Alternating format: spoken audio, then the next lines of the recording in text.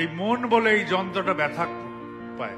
এই মনটাকে তাহলে রক্ষা করার জন্য একজন আমার এরকম জীবন দাঁড়া দরকার, জীবন দণ্ড দরকার, যাকে ধরে আঁকড়ে আমি স্ত্রী হিসাবে আমার স্বামীর বিয়োগের পরে প্রথম গ্রাস খেতে পারি।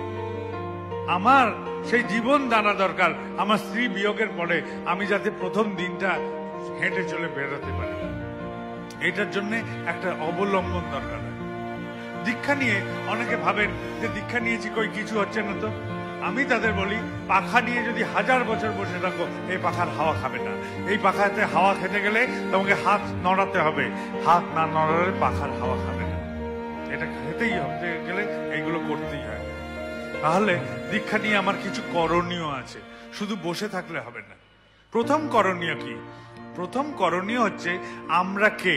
আমরা মানুষ। আমাদের কি আছে? আমাদের মন বলে একটি বস্তু আছে। এই মন দিয়ে আমরা জীবজন্তু থেকে পৃথক হই। জীবজন্তু কি চায়? আহার, নিদ্রা, মৈথুন। আর আমরা মানুষরা কি চাই? আমরা আহার, নিদ্রা, মৈথুনের পরেও আরো কিছু চাই। যে অবস্থায় আছি তার থেকে আর কি ভালো থাকা যায়? আমি যতটা ভালো আছি এর থেকে আরো ভালো কি করে থাকা যায়? আমি যেরকম ভাবে থাকি সেটাকে সুন্দর কি করে রাখা যায়? এই যে ভাবনা করি কি দিয়ে? মন দিয়ে। হাতিকে বেঁধে রাখি কি দিয়ে? মন দিয়ে। ঘোড়ার পিঠে সওয়ার হই কি দিয়ে? মন দিয়ে। বাঘকে খাঁচায় বন্দি করে রাখতে পারি কি দিয়ে? মনের শক্তি দিয়ে। আমাদের দেহে অত শক্তি নেই, কিন্তু আমরা মন দিয়ে পারি।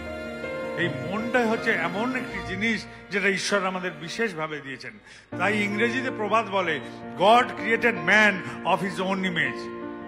মানে তিনি আমাদের তাঁরই প্রতিবিম্বিত রূপ হিসাবে সৃষ্টি করেছেন। এবার আমাদের কি করণীয়? মন দিয়ে দেখা, মন দিয়ে ভাবা যে আমরা কি। আমরা সচরাচর ঈশ্বরের কাছ থেকে কি প্রার্থনা করি? আমরা সবসময় ঈশ্বরের কাছে যেন বাবার চাকর তিনি, এরকম করে ঈশ্বরকে বলি। ঈশ্বর এসে জিজ্ঞেস করবেন, আজ আপনার কি আজ্ঞা? আমি বলবো, এই আমার ছেলের চাকরিটা করে দাও। ঈশ্বর আসবেন, এসে বলবেন, আজ কি আজ্ঞা প্রভু? আমি বলবো, এই আমার মেয়ের বিয়েটা ঠিক করে দাও।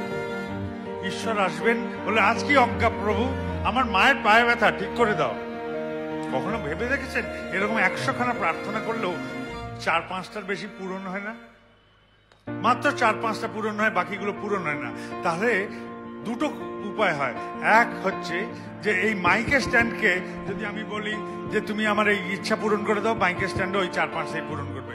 ওই যে গাড়িগুলো যাচ্ছে রাস্তা দিয়ে, তাদের যদি ধরে ধরে বলি, ওরাও 4-5টা পূরণ করে দেবে। তাহলে ওই গাড়ি, এই মাইকের স্ট্যান্ড আর ঈশ্বর সব একই শক্তিমান। আর নচেত প্রার্থনাটা ঈশ্বর অব্দি পৌঁছাচ্ছে না।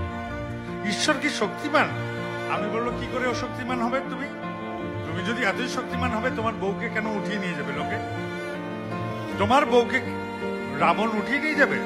তুমি এতই যদি শক্তিমান হও, তুমি নিজের বউকে রক্ষা করতে পারো নি? আর এতই যদি শক্তিমান হও, তাহলে সমুদ্রের ধারে যখন এলে তখন বললে না কেন, আমি আশীর্বাদ করছি এখানে একটি সেতু হয়ে যাক? হলো না। লোক লস্কর জুটিয়ে এনে তোমাকে কর্ম করতে হলো। তাহলে এই কর্মটা থেকে তুমিও মুক্ত না। রাবণের সাথে রণক্ষেত্রে দেখা হয়েছে ভগবানের, কই তুমি তো বললে না আমি ভগবান, আমি আমাকেই আশীর্বাদ করছি, রাবণ তুই মরে যা। মরলো না তো, তোমাকে তো যুদ্ধ করতে হলো। তাহলে কর্ম থেকে তুমিও মুক্ত না। তাহলে একটা ঠিক যে এই জগতে বিধি বা নিয়মই হচ্ছে যে এখানে যে আসবে তাকেই কর্ম করতে হবে। কর্ম থেকে তুমিও মুক্ত না। আর তুমি মুক্ত না, আর এই কর্ম তুমিও করো, তাই তোমাকে বিধাতা বলি আমরা। কেননা এই বিধিকে তুমিও পালন করো, তাই তুমি বিধাতা। তুমি আকাশ কুসুম কিছু কল্পনা নও। তুমি আমার মতন যখন জন্মেছো, মানুষ হয়ে জন্মেছো, মানুষের মতনই তুমি করো, এবং আমাদের মধ্যে শ্রেষ্ঠ মানুষ রূপে তুমি প্রকাশিত করো নিজেকে। আমরা যারা সেই সময় পৃথিবীতে থাকি তোমার সাথে, তাদের মধ্যে শ্রেষ্ঠতম তুমি, এবং তুমি ভবিষ্যৎকেও তুমি আশার কিরণ দেখো, তাও তুমি ভগবান হও আমাদের মধ্যে থেকে। এটাই ভগবান। আর কি করতে পারি? আমরা ঈশ্বরকে যে বলি যে এটা করে দাও, সেটা করে দাও, কিন্তু আমরা কেন বলবো? কেন বলতে যাব? যদি ভালো করে ভাবি, একটি বাচ্চাকে যখন কাঁদে তখন কি করে কাঁদে? ও্যাঁ ও্যাঁ ও্যাঁ ও্যাঁ করে কাঁদে। সে কি বলে আমার খিদে পেয়েছে, আমার কাপড় ভিজে গেছে? সে তো বলে না। কিন্তু মা সেই অবোধ শিশুর কাপড় বদলে দেয় বা তাকে দুধ খাইয়ে দেয়। মাকে কিন্তু বলে না সে যে মা আমার খিদে পেয়েছে, আমার কাপড় ভিজে হয়ে গেছে, সে বলে না। কিন্তু মা তার মন দিয়ে বুঝে নেয়।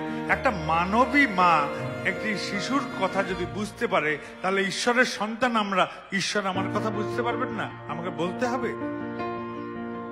আমার এটাই প্রশ্ন, কেন আমাকে বলতে হচ্ছে? তার মানে আমি তোমাকে বিশ্বাস করি না, আমি তোমাকে বিশ্বাস করি না, তাই আমি বলি, তাই আমি তোমাকে জানাই। এটাই হচ্ছে কথা। আর কি, ঈশ্বর কেন শুনবেন না আমার কথা?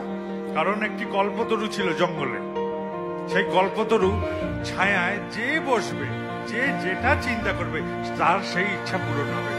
এবার এক পথিক অজান্তে সেই কল্পতরুর ছায়ায় বসেছে।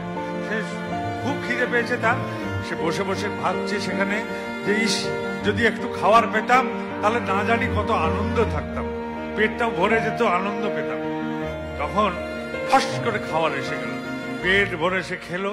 খেয়ে দিয়ে সে ভাবছে একটা বিছানা পেলে বন্ধ হতো না, অমনি ফস করে বিছানাও এসে গেল।